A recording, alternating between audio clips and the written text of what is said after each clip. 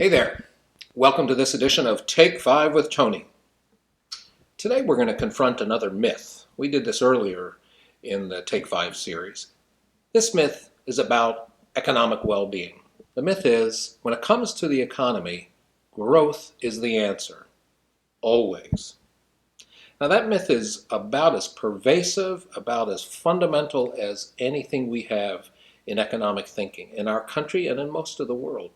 You'll hear versions of it from Marco Rubio and Ted Cruz just as much as you will Hillary Clinton and Barack Obama. There's really nothing else out there as far as most of our leaders know. They just believe that we have to have economic growth. We need it today, we need it tomorrow, we need it next year, and we need it indefinitely.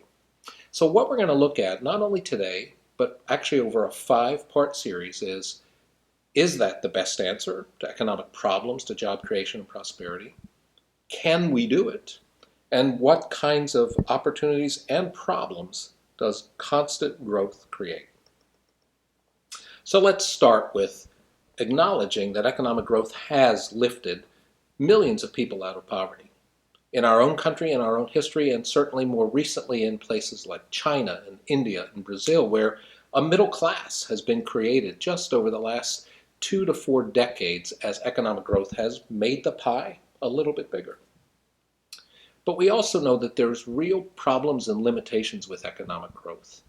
Economic growth that you might recall a couple of segments back we talked about, we measure it as the gross domestic product, the GDP.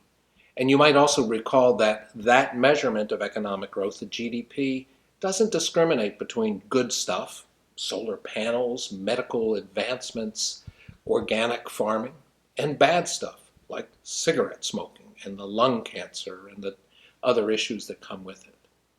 So economic growth as measured by GDP has plenty of problems. But let's not get into that too deeply. We'll get into that later. Let's talk first about what does economic growth really mean? Well, it means that we have more stuff, that we have physical expansion of the economy. And we can see that in very concrete ways. In 1950, homes in the United States were about 1,100 or 1,200 square feet on average. By the early 2000s, they were nearly double that size, well over 2,000 square feet, even though our families had gotten smaller.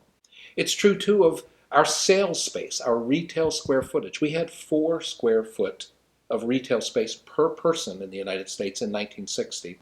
By the beginning of this century, we were up to 38. From 4 to 38 square feet of retail space, all opportunities to buy and sell. And so those are some of the elements of what goes into growth. Now, with economic growth, you have desired rates, and China's been growing at a phenomenal rate until very recently of between 7 and 10% per year.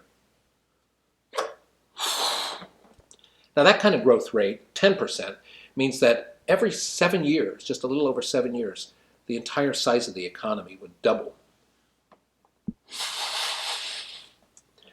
A more realistic rate China's approaching now and some other countries is around 6%. With a 6% annual growth rate, your total economy would double in size every 12 years.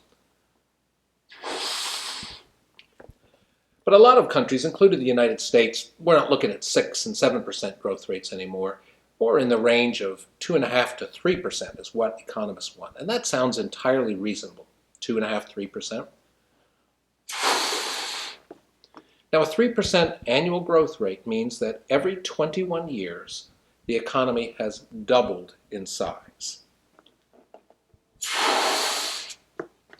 That may not sound like too much, but think it through. At that rate, if over the course of a person's lifetime, about 80, 85 years, at a 3% growth rate, the economy will actually increase by 16 times in size.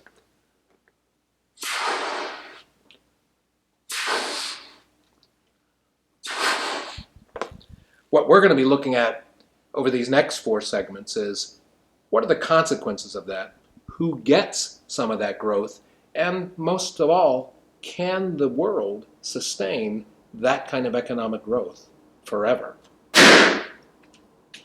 Hope you'll stay with us and see you next time.